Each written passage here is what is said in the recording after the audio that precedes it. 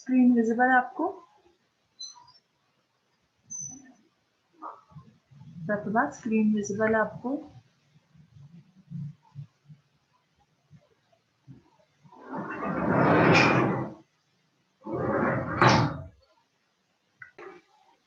Yes ma'am. Okay, हम लोग company law कर रहे थे। कंपनी लॉ में हम लोगों ने कैरेक्टरिस्टिक्स ऑफ कंपनी तक कर लिया था और लेटेस्ट अमेंडमेंट्स एंड कंपनी कितने तरीके की होती है वो सब अब आज करेंगे। ठीक है, स्क्रीन विजिबल है सबको? Yes ma'am. Okay, latest amendments कर रहे थे हम लोग कि कौन कौन सी अमेंडमेंट्स हुई हैं। हमारा जो सबसे पहले कंपनीज एक्ट था, हमारा कंपनीज एक्ट 1956 चल रहा था। ठीक है, यस मैम। अब जो चल रहा है, अब हमारा कंपनीज एक्ट 2013 अमेंडमेंट हुई थी, बट उसके बाद अब जो लेटेस्ट अमेंडमेंट हुई है दैट इज इन 2020। ठीक है, 2020 के अंदर कंपनीज एक्ट में कुछ अमेंडमेंट्स की गई हैं और छोटे मोटे चेंजेस किए गए हैं। और ये अमेंडमेंट कौन सी तारीख को हुआ था? ये अमेंडमेंट सितंबर 28, 2020 को हुआ था। ठीक है, कुछ फीचर्स हैं जो कि चेंजेस हमारी अमेंडमेंट 2020 में किए गए हैं। सबसे पहला है डीक्रिमिनलाइजेशन ऑफ माइनर ऑफेंस। हमारा जो कंपनी लॉ पहले था ना, उसके अंदर बहुत छोटे छोटे लूप हॉल्स थे, जिसकी वजह से बहुत छोटे छोटे ऑफेंसेस यानी बहुत छोटे छोटे क्राइम्स हो जाते थे कंपनी के अंदर।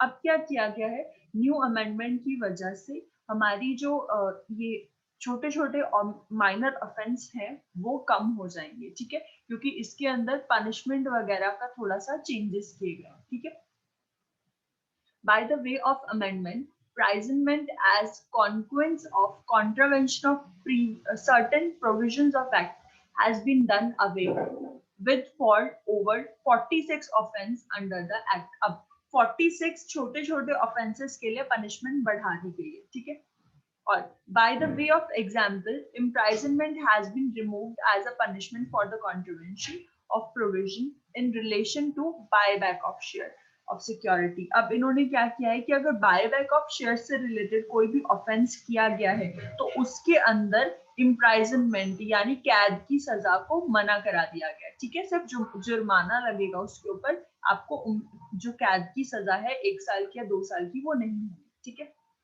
उसके बाद जो नेक्स्ट अमेंडमेंट किया गया है वो है डेफिनेशन ऑफ लिस्टेड कंपनीज।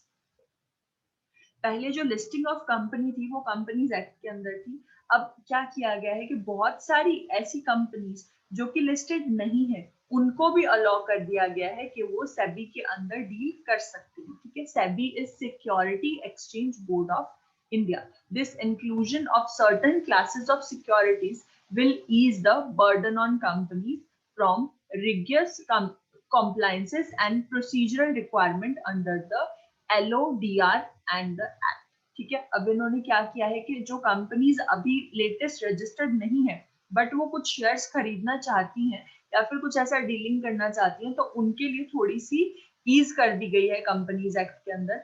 अब इजीली कुछ ऐसी कंपनीज इनमें डील कर सकती हैं। LODR की बात यहाँ पे हुई। LODR क्या है? LODR is listing obligation and disclosure requirement. ये हमारा एक बोर्ड है जो बेसिकली काम करता है कंपनीज और उनके शेयर्स से रिलेटेड। ठीक है, उसके अलावा फॉरेन लिस्टिंग में कुछ चेंजेस किए गए हैं एंड बेनिफिशियल ऑनर से रिलेटेड कुछ चेंजेस किए गए हैं। मेन हमारा जो इसके अंदर है that is difference between company and partnership. Company और पार्टनरशिप के अंदर डिफरेंस बताना है। सबसे पहले बताइए कंपनी क्या होती है? हाँ जी, कंपनी क्या होती है? Ma'am company legal entity business होता है। बिल्कुल सही। ओके, पार्टनरशिप क्या होती है? पूजा आप बताइए, what is partnership?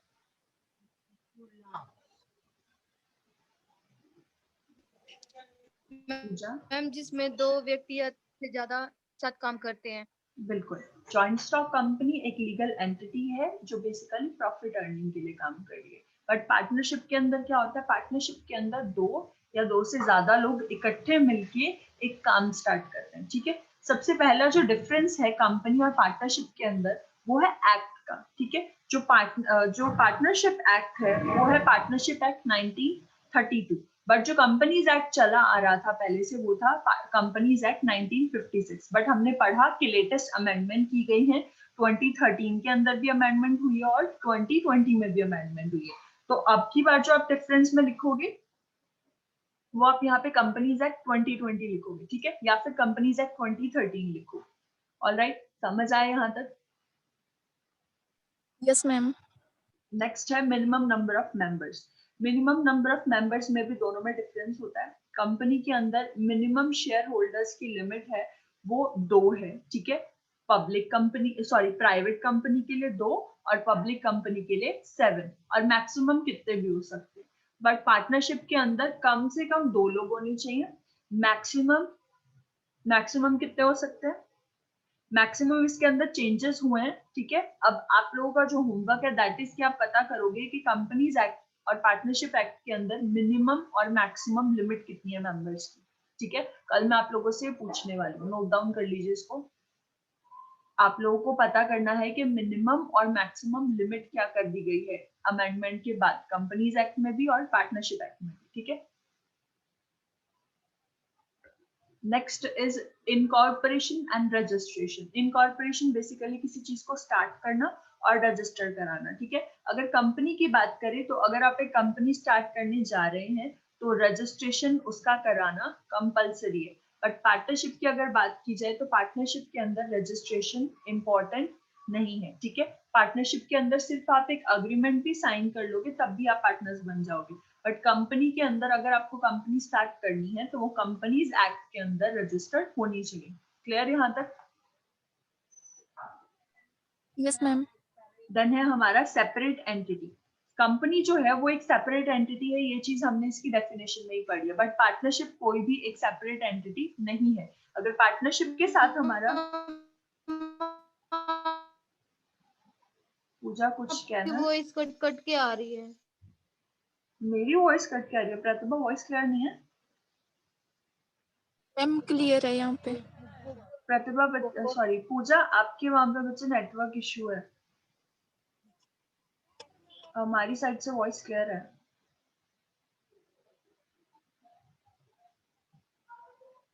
Hello Puja,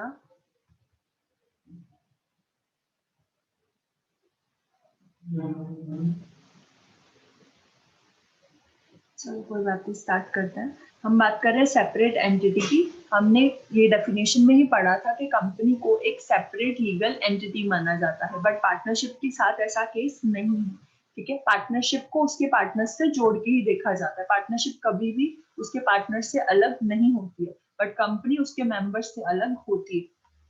next is liability. Liability की बात करें तो शेयर होल्डर्स जो है उनकी लाइबिलिटी जो है लिमिटेड होती है उनकी फेस वैल्यू तक। जैसे मैं शेयर होल्डर हूँ, मैंने कंपनी के 1000 शेयर्स खरीद रखे, ठीक है, तो मैं उन 1000 शेयर्स के लिए लाइबल हूँ। अगर कंपनी को लॉसेस होते हैं तो वो मेरे 1000 शेयर्स की वैल्यू तक लॉसेस मैं बियर करूंगी, उससे ज्यादा मैं 1 रुपया भी अब लॉसेस बियर नहीं करूंगी। बट पार्टनरशिप में ऐसा नहीं होता। पार्टनरशिप में अगर लॉसेस होते हैं तो मेरी पर्सनल प्रॉपर्टी तक भी वो चीज जा सकती है, ठीक है। क्लियर है ये पॉइंट? मैम जैसे कंपनी में पार्टनरशिप के लिए शेयर खरीदे जाते हैं वैसे इसमें भी होता है, पार्टनरशिप में भी होता है। बच्चे पार्टनरशिप में शेयर्स नहीं खरीदे जा सकते, बिकॉज पार्टनरशिप जो है वो पार्टनर्स मिलके करते हैं, ठीक है। जैसे मैंने और आपने और पूजा ने, हम तीनों ने पार्टनरशिप स्टार्ट किया, ठीक है।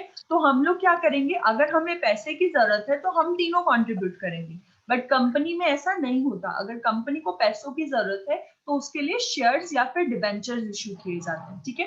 पार्टनरशिप कभी भी शेयर्स या डिबेंचर इशू नहीं कर सकता, ठीक है। पार्टनरशिप में सिर्फ पार्टनर्स का पैसा लगता है, कंपनी के अंदर शेयर्स होते हैं। Clear? Okay, next is management. Management की बात करें तो शेयर होल्डर हैज नो से in management of company, it's management in the hands of board of directors. जो हमारी कंपनी के अंदर है, कंपनी में शेयर होल्डर्स का मैनेजमेंट डिसीजन लेने का हक नहीं होता, क्योंकि मैनेजमेंट डिसीजन लेने के लिए बोर्ड ऑफ डायरेक्टर्स होते हैं, ठीक है। बोर्ड ऑफ डायरेक्टर्स की एक पूरी कमिटी होती है जिसमें सीईओ होगा, एमडी होगा, सब लोग होंगे उसके अंदर, ठीक है। तो वो सब लोग इकट्ठे होकर डिसीजन लेते हैं शेयर होल्डर्स के बिहाफ पे। बट पार्टनरशिप में क्या होता है, पार्टनरशिप में सारे के सारे डिसीजन सारे शेयर होल्डर्स कह रही हूँ, पार्टनर्स मिलकर लेते हैं, ठीक है। इसमें शेयर होल्डर्स का कोई पार्टिसिपेशन नहीं होता, ना ही कोई बोर्ड ऑफ डायरेक्टर्स होते हैं। Next is transfer of interest. जैसे कि हमने पहले भी पढ़ा था, अगर पार्टनरशिप के अंदर मुझे अपना जो जो हिस्सेदारी है मेरी पार्टनरशिप के अंदर, उसको अगर मैं अपने बच्चों के नाम करना चाहती हूँ या फिर अपने किसी फ्रेंड के नाम करना चाहती हूँ या ट्रांसफर करना चाहती हूँ किसी को भी, तो मुझे अपने बाकी पार्टनर्स की परमिशन लेनी पड़ेगी। बट कंपनी के अंदर ऐसा नहीं हो सकता, मैं फ्रीली कभी भी किसी भी टाइम अपने जो शेयर्स हैं वो ट्रांसफर कर सकती हूँ। Clear? Yes, ma'am. Then is distribution of profit. अब जो अगर कंपनी में जो प्रॉफिट हुआ है उसको डिस्ट्रीब्यूट करने की बात आती है, तो वो एनुअल जनरल मीटिंग में डिसाइड किया जाता है, ठीक है। एक मीटिंग कंडक्ट की जाती है जिसमें सारे के सारे बोर्ड ऑफ डायरेक्टर्स, सारे शेयर होल्डर सब इकट्ठे होते हैं और फिर वो डिसाइड करते हैं कि कितना पैसा कितना प्रॉफिट का कितना हिस्सा किसको देना है और किस जगह पे इन्वेस्ट करना है। बट अगर हम पार्टनरशिप की बात करें, तो पार्टनरशिप में जैसे ही प्रॉफिट होता है, साथ के साथ अपने पार्टनर्स को जो हिस्सा है उनको दे दिया जाता है। बट कंपनी के अंदर ऐसा नहीं होता। कंपनी के अंदर जब प्रॉफिट हुआ होता है तो उससे रिलेटेड डिसीजन लिए जाते हैं कि हम जो प्रॉफिट है उसका कितना हिस्सा आगे कहीं इन्वेस्ट करने वाले हैं और उसका कितना परसेंट हिस्सा हम लोग शेयर होल्डर्स को देने वाले हैं। तो वो सब चीजें कंपनी में डिसाइड की जाती हैं। बट पार्टनरशिप में ऐसा नहीं होता। जैसे ही प्रॉफिट होगा, हर एक पार्टनर का जितना हिस्सेदारी बनती है उसको उसका पैसा दे दिया जाता है। Then is termination of existence. अगर हम लोग किसी चीज को खत्म करने की बात करें कि आपको अपनी कंपनी खत्म करनी है, अपनी पार्टनरशिप खत्म करनी है, तो कंपनी कभी भी टर्मिनेट नहीं होती। अगर उसके जो ऑनर है वो मर जाए तो कंपनी बंद नहीं होगी। ये चीज हमने पहले भी पढ़ी है। कंपनी एक सेपरेट एंटिटी है, उसकी परपेचुअल सक्सेशन है, उसका ऑनर चेंज होता रहेगा बट कंपनी पे उसका फर्क नहीं पड़ता। पार्टनरशिप की अगर बात करें, जैसे ही उसका कोई पार्टनर, उसकी डेथ हो जाएगी या वो पार्टनरशिप छोड़ के चला जाएगा या कोई न्यू पार्टनर आएगा, तो हमारी पार्टनरशिप जो है वो टर्मिनेट हो जाती है, ठीक है। न्यू पार्टनरशिप बनाई जाती है, बट कंपनी पे उसके ऑनर का कोई फर्क नहीं पड़ता। Last is winding up. जब आपको बंद करनी हो, मतलब अगर आपको अपनी कंपनी बंद करनी है या फिर आपको अपनी पार्टनरशिप बंद करनी है, तो उस टाइम पे क्या होगा, company can be wound up by an order of court, by proposal of its members या फिर डेटर्स ऑफ द कंपनी। अब कंपनी को बंद करने के तीन तरीके, या तो कोर्ट ने ऑर्डर कर दिया कि आप अपनी जो कंपनी है उसको बंद कर दीजिए, अब आप आगे काम नहीं कर सकते हैं। कोर्ट का बहुत सारे केसेस होते हैं जिनमें कोर्ट ऑर्डर करता है, जैसे कि अगर आपके मेंबर्स की जो लिमिट है वो ज्यादा हो गई है, या फिर आपको काफी सालों से आप प्रॉफिट नहीं कमा पा रहे हो, या फिर ऐसा हो सकता है कि आपकी कंपनी ने कुछ फ्रॉड किया है, या फिर आपकी कंपनी ने कुछ ऐसा काम कर दिया जिसकी वजह से सोसाइटी को फर्क पड़ा है। तो उस केसेस में कोर्ट आपको कंपनी को नोटिस भेजती है कि आपकी कंपनी बंद कर दीजिए। और उसके अलावा कंपनी कैसे बंद हो सकती है, अगर उसके जो शेयर होल्डर्स हैं वो नोटिस भेज दे इकट्ठे डिसीजन लेकर कि अब आप कंपनी बंद कर दीजिए, हमें नहीं चलानी आपकी कंपनी, ठीक है। पार्टनरशिप को खत्म करने का सिर्फ एक ही तरीका है, जब सारे पार्टनर्स इकट्ठे मिलके बैठेंगे और बोलेंगे कि अब हमें पार्टनरशिप खत्म करनी है, तो पार्टनरशिप खत्म हो जाएगी, ठीक है। डिफरेंस क्लियर है दोनों में? Yes, ma'am. अब एक बहुत छोटा सा कंसेप्ट है कि कितने तरीके की कंपनीज होती हैं। हम लोगों ने पढ़ा है कि कंपनी है, हर एक कंपनी का नाम सुना है, बट हमें ये नहीं पता है कि कंपनी कितने तरीके की होती है। कंपनी को बहुत सारे डिफरेंट चीजों पे जो है वो क्लासिफाई किया गया। सबसे पहली क्लासिफिकेशन है classification of company according to mode of incorporation, यानी बनाने के तरीके से कंपनी कैसे कितने तरीके की होती है। सबसे पहली है charter company. Okay, charter company वो होती है जो किसी राजा ने या रानी के ऑर्डर पे बनाई गई, ठीक है। अगर किसी राजा ने ऑर्डर किया और एक कंपनी बना दी गई तो वो चार्टर कंपनी कहलाएगी। जैसे कि पहले होता था ना कि किसी जैसे इंडिया के अंदर ब्रिटिश रूल आया था, याद है? ब्रिटिशर्स आए थे इंडिया में और उन्होंने कंपनी लेकर आए थे। वो यहाँ पे कौन सी कंपनी थी इंडिया में? ब्रिटिशर्स कौन सी कंपनी लेकर आए थे? हिस्ट्री पढ़ी है ना? Ma'am British India company. East India company बच्चे, ईस्ट इंडिया कंपनी आई थी इंडिया के अंदर, जो कि ब्रिटिशर्स लेके आए थे। वो जो थी वो एक चार्टर कंपनी थी, क्योंकि जो ब्रिटिश के यानी जो भी अंग्रेज थे, उनके जो राजा थे उस टाइम पे, उन्होंने, उनकी जो क्वीन थी, उन्होंने ऑर्डर किया था एक ऐसी कंपनी बनाई जाए, ईस्ट इंडिया कंपनी, जो कि इंडिया में जाके काम करेगी। तो वो किस एक्ट के अंदर आती है? वो आती है चार्टर्स एक्ट के अंदर। ठीक है, अब इंडिया के अंदर इस तरीके की कंपनीज नहीं होती है। ठीक है, क्योंकि ऐसी कंपनी सिर्फ किसी राजा या रानी के कहने पे बनती है, और इंडिया में अब राजा रानियां नहीं होते। क्लियर ये पॉइंट? चार्टर कंपनी क्लियर है? मैम पूजा आपको क्लियर है? Yes ma'am. ठीक है जी। Next type of company statutory company. Statutory company क्या होती है? जब आपकी देश की पार्लियामेंट किसी भी कंपनी को बनाती है तो वो स्टैट्यूटरी कंपनी कहलाती है। ठीक है, अगर आपकी पार्लियामेंट ने कोई एक्ट पास करके कोई कंपनी बनाई है तो वो स्टैट्यूटरी कंपनी के अंदर आएगी। ऐसी कौन सी कंपनी के एग्जांपल्स यहाँ पे लिखे हुए हैं? जैसे कि reserve bank of India, RBI के बारे में जानते हो? रिजर्व बैंक ऑफ इंडिया के बारे में जानते हो?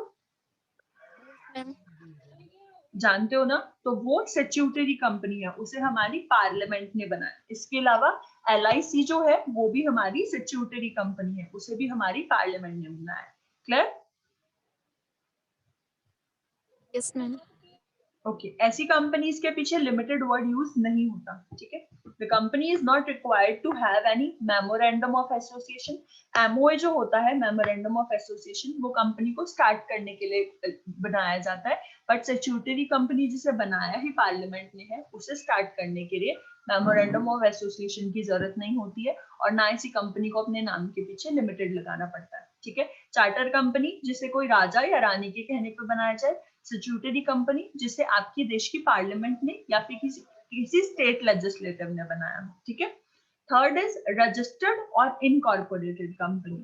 अब ये थर्ड टाइप ऑफ कंपनी है जिसे कि अगर जो भी कंपनी आपकी कंपनी लॉ के अंदर रजिस्टर हुई है वो आपकी इस एक्ट के अंदर आती है। ठीक है, रजिस्टर और इनकॉर्पोरेटेड कंपनी उसे बोला जाता है जो कंपनीज एक्ट के अंदर बनी हो।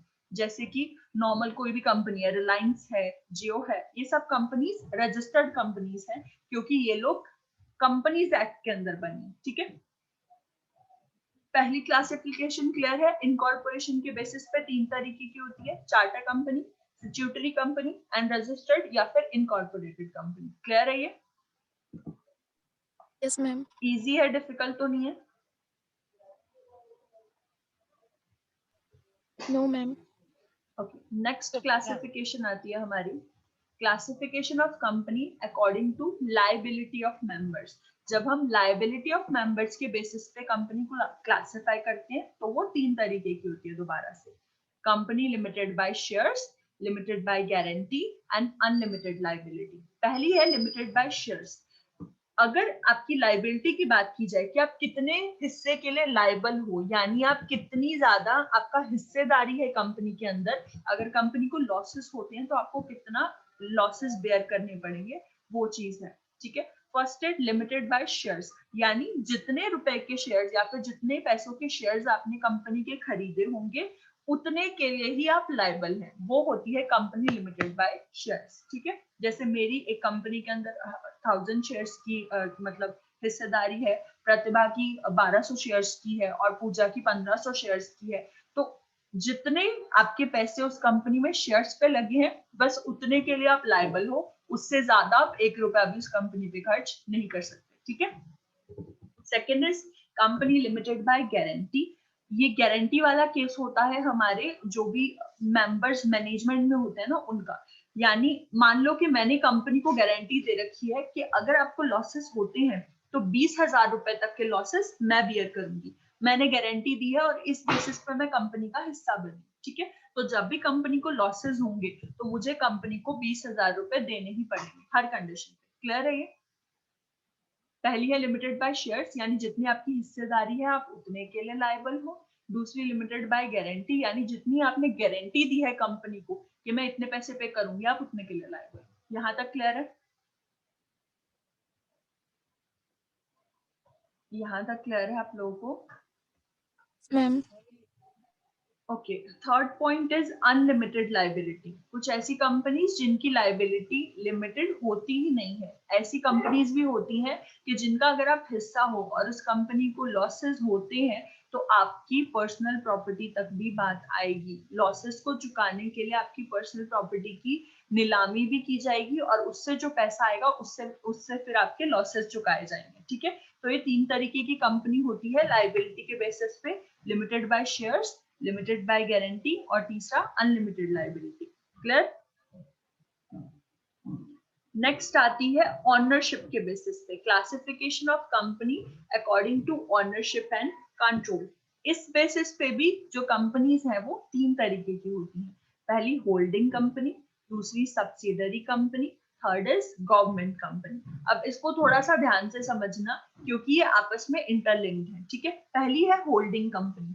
होल्डिंग कंपनी उसे कहा जाता है जिस कंपनी ने किसी भी दूसरी कंपनी के 50% से ज्यादा शेयर्स खरीद लिए हों। फॉर एग्जाम्पल, अब मैं इसको व्हाइट बोर्ड के ऊपर समझाऊंगी, जिसको जहां नहीं समझ आए मुझे वहीं पर रोक देना। ठीक है, ये आर नाम से मेरी एक कंपनी है, ठीक है, और ये पी नाम से पीएनपी कर देती हूँ, प्रतिभा एंड पूजा की कंपनी। ठीक है, अब पीएनपी कंपनी ने क्या किया? पीएनपी कंपनी ने मेरी कंपनी के 50% शेयर्स, 51% लगा लेते हैं, ठीक है, 51% शेयर्स परचेज कर लिए। ठीक है, यानी अब पीएनपी कंपनी ने मेरी कंपनी के 51% शेयर्स परचेज कर लिए, तो अब मेरी कंपनी में मेजॉरिटी हिस्सेदारी पीएनपी कंपनी की है। तो इस बेसिस पे पीएनपी कंपनी क्या बन गई? Holding company. ठीक है, ये समझ में आया? अगर कोई भी कंपनी दूसरी किसी कंपनी के 50% से ज्यादा शेयर्स खरीद लेती है तो वो कंपनी होल्डिंग कंपनी बन जाती है। ठीक है, ये क्लियर हुआ? Yes ma'am. और दूसरी लिखी हुई थी सब्सिडरी कंपनी। अब सब्सिडरी कंपनी किसे कहेंगे? जिस कंपनी के 51% शेयर्स खरीद लिए गए हैं, यानी मेरी कंपनी को सब्सिडरी कंपनी कहा जाएगा। होल्डिंग कंपनी जिसके पास मेरी कंपनी को होल्ड करने के राइट्स आ गए, यानी 50% से ज्यादा शेयर्स जिस कंपनी ने खरीद लिए हैं दूसरी कंपनी के, और जिस कंपनी के 51% शेयर्स खरीद लिए गए हैं वो क्या बन जाएगी? सब्सिडरी कंपनी बन जाएगी। अब यहाँ पर मैं थोड़ा सा आपको डिफरेंट लैंग्वेज में समझा देती हूँ कि ये जो पीएनपी कंपनी होगी इसका मेरी कंपनी के ऊपर अब ऑर्डर चलेगा। अगर ये कंपनी मेरे को ऑर्डर करेगी कि मुझे प्रोडक्शन करनी है तो मैं प्रोडक्शन करूंगी। मेरी कंपनी तभी प्रोडक्शन करेगी जब होल्डिंग कंपनी उसको बोलेगी। ठीक है, और सब्सिडरी कंपनी सिर्फ ऑर्डर्स फॉलो करती है। समझ में आ गया? ये राजा और गुलाम वाला काम हो जाता है। पीएनपी कंपनी यहाँ पर होल्डिंग कंपनी, राजा से याद रखना कि होल्डिंग कंपनी यहाँ पे किंग की तरह एक्ट करेगी क्योंकि उसने मुझे 51% शेयर से ज्यादा खरीदकर अपना गुलाम बना लिया। ठीक है, तो सब्सिडरी कंपनी यहाँ पर स्लेव का काम कर रही है, यानी यहाँ पर गुलामी करेगी। जो पीएनपी कंपनी बोलेगी वो आर कंपनी को करना पड़ेगा। ये पॉइंट क्लियर हुआ? मैम अगर 51% से कम खरीदे गए हों तो? बच्चे देखो, मेजॉरिटी ऑफ शेयर जिसके हाथ में होते हैं डिसीजन लेने का हक उससे होता है। अगर 50% से कम शेयर खरीदे हैं तो फिर आप कुछ भी नहीं कर सकते हो, आप मुझे ऑर्डर नहीं कर सकते हो। 50% से ज्यादा शेयर इसलिए बोला जाता है कि अगर आपकी आधी से ज्यादा कंपनी के शेयर्स एक दूसरी कंपनी ने खरीद लिए हैं तो आप उसके गुलाम बन गए हो। अगर 50% से कम शेयर्स खरीदे हैं तो फिर आप मुझे ऑर्डर नहीं दे सकते हो, मैं लाइबल नहीं हूँ आपके ऑर्डर्स मानने के लिए। ठीक है, जैसे कि मान लीजिए पहले नहीं होता था कि आपको इतने पैसे दे दिए तो आप मेरे गुलाम बन गए हो, तो ज्यादा पैसे जो दे देता है ना बस उसको फिर दूसरे की गुलामी करनी पड़ती है। 50% से ज्यादा शेयर खरीदने पे ही आप दूसरी कंपनी के ऑनर बनते हो। ठीक है, इतना याद रखना कि अगर आप किसी कंपनी को अपने कंट्रोल में करना चाहते हो तो आपको उस कंपनी के 50% से ज्यादा शेयर खरीदने पड़ेंगे। फॉर एग्जाम्पल, मैं सिर्फ एक एग्जाम्पल दे रही हूँ। अगर मान लो कि आप रिलायंस कंपनी को अपनी सब्सिडरी कंपनी बनाना चाहते हो, यानी आप रिलायंस कंपनी को अपने कंट्रोल में लेना चाहते हो, तो आपको बस रिलायंस कंपनी के 51% शेयर खरीदने। जितने भी पैसे के वो शेयर्स होंगे, अगर आपने उस कंपनी के 51% शेयर खरीद लिए तो नेक्स्ट डे से आप रिलायंस कंपनी के ऑनर बन जाओगे। ठीक है, ये सब सिर्फ शेयर्स का खेल होता है। आप जितने के खरीद लोगे उतने के आप ऑनर बन जाते हो। क्लियर हुआ ये? Yes ma'am. 2 मिनट, हमारे यहाँ पे थोड़ा इलेक्शन है ना, तो उस वजह से शोर मच रहा है। आप लोगों को शोर सुनाई दे रहा है क्या?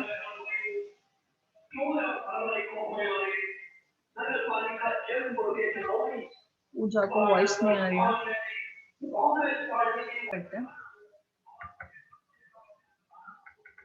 ओके, तो हम बात कर रहे थे होल्डिंग कंपनी की। होल्डिंग कंपनी वो होती है जिस कंपनी ने दूसरी कंपनी के 50% से ज्यादा शेयर्स खरीद लिए हो, और सब्सिडियरी कंपनी वो होती है जिसके शेयर्स खरीदे गए हैं। ठीक है, अब तीसरी आती है गवर्नमेंट कंपनी। गवर्नमेंट कंपनी कौन सी होती है? मैंने आपको पहले भी बताया, बताइए गवर्नमेंट कंपनी कौन सी होती है? गवर्नमेंट कंपनी किसे बोलते हैं?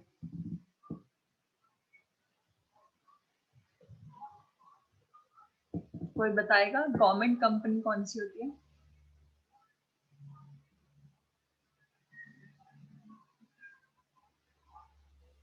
याद नहीं आ रहा। ठीक है, गवर्नमेंट कंपनी उसे बोलते हैं, जैसे कि मैंने आपको बताया कि अगर किसी भी कंपनी के 50% से ज्यादा शेयर्स कोई खरीद लेता है तो वो उसका ऑनर बन जाता है। सेम विद गवर्नमेंट कंपनी, कि अगर किसी कंपनी के आपके अगर किसी कंपनी के जो 51% शेयर्स हैं वो गवर्नमेंट खरीद लेती है तो उस कंपनी की ऑनर जो है वो गवर्नमेंट बन जाती है, और फिर वो कंपनी गवर्नमेंट कंपनी कहलाती है। ठीक है, अगर किसी कंपनी के 50% शेयर से ज्यादा शेयर्स किसी गवर्नमेंट ने खरीद लिए तो वो कंपनी फिर गवर्नमेंट की कंपनी बन जाएगी। और यहाँ पे एग्जाम्पल दिए हुए हैं, जैसे हिंदुस्तान शिपयार्ड, हिंदुस्तान अल्ट्रानॉट limited, steel steel authority of India limited SAIL, और भेल Bharat Bharat heavy electrical limited, ये सब के सब जो हैं ये गवर्नमेंट कंपनीज हैं। इन सब की 51% से ज्यादा ऑनरशिप जो है वो गवर्नमेंट के पास है। ठीक है, और कोई एक एग्जांपल दो गवर्नमेंट कंपनी का जिसके 51% से ज्यादा शेयर्स गवर्नमेंट के पास हो, या फिर उस वो कंपनी गवर्नमेंट के अंडर चल रही हो।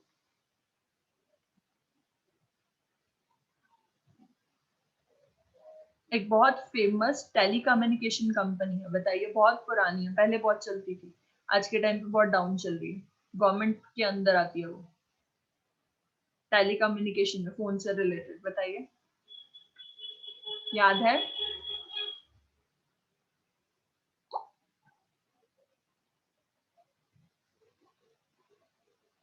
ओके, बीएसएनएल का नाम सुना? बीएसएनएल का नाम सुना? बीएसएनएल गवर्नमेंट कंपनी है। ठीक है, उस कंपनी को जो है गवर्नमेंट, उस कंपनी के 51% से ज्यादा शेयर्स गवर्नमेंट के अंदर है, बट वो कंपनी आज चल नहीं रही है। क्यों नहीं चल रही है?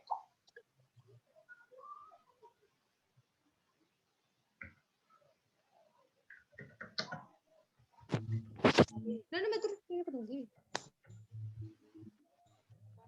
हाँ जी, बताइए प्रतिभा। कर रहा है।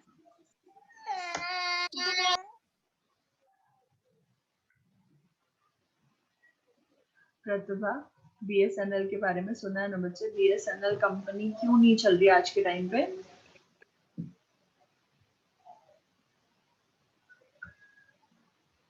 हम लोग ज्यादातर जियो चला रहे हैं आजकल। बिल्कुल, उस वजह से गवर्नमेंट कंपनीज का नुकसान हो रहा है। ठीक है, तो गवर्नमेंट कंपनी समझ में आ गया कौन सी होती है? जिनके 51% से ज्यादा होल्डिंग गवर्नमेंट के पास हो।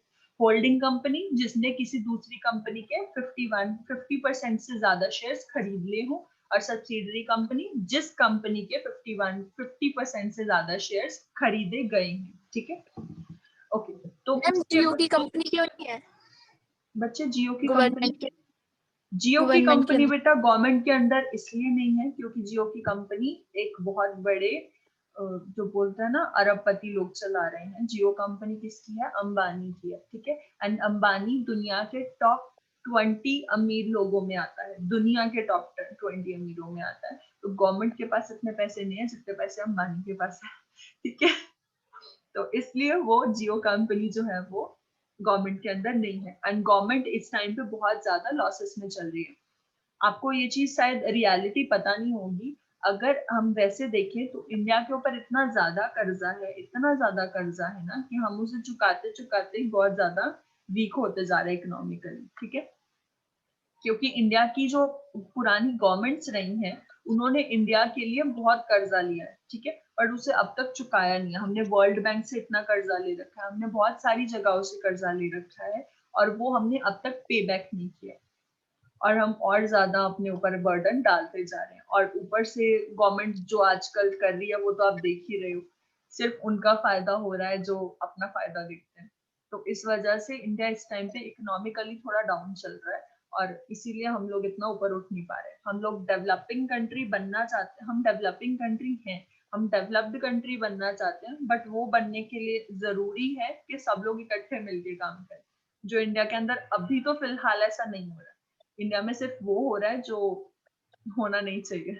ठीक है, fourth point is classification of company on the basis of nationality. जब आप नेशनैलिटी के बेसिस पे कंपनी को क्लासिफाई करते हो तो दो तरीके की कंपनी होती है, इंडियन कंपनी और एक फॉरेन कंपनी। इंडियन कंपनी कौन सी होगी? इंडियन कंपनी कौन सी होगी बच्चे?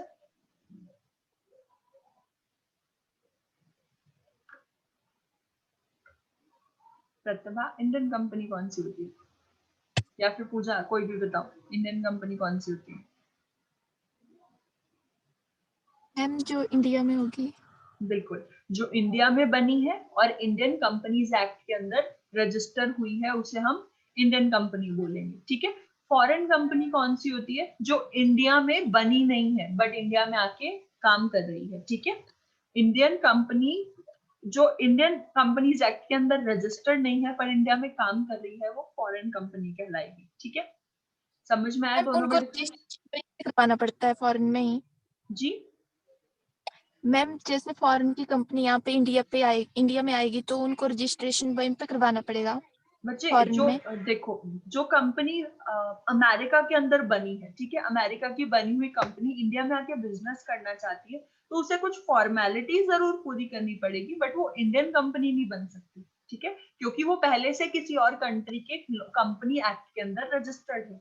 ठीक है, इसलिए वो इंडियन कंपनी नहीं हो सकती है। बस वो यहाँ पे आके बिजनेस कर रही है, तो यहाँ पे आके बिजनेस करने के लिए जितनी फॉर्मेलिटी, जितने सर्टिफिकेशन जरूरी होंगे उसे बस वो करने पड़ेंगे। ठीक है, इंडियन कंपनीज एक्ट के अंदर रजिस्टर्ड नहीं होगी। Clear? Yes ma'am. Okay, third type of company इसके अंदर जो है दैट इज एमएनसी। एमएनसी का नाम सुना? Multinational companies. मल्टीनेशनल कंपनीज का नाम सुना? Yes ma'am.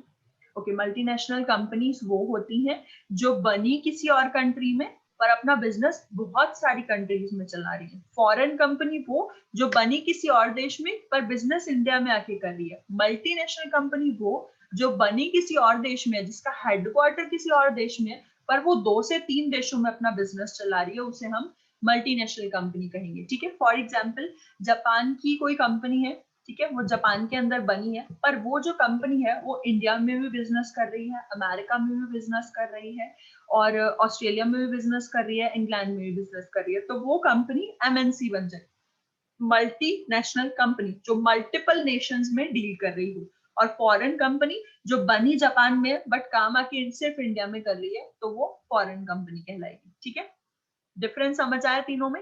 Indian company, foreign company और एमएनसी। क्लियर है? Yes ma'am.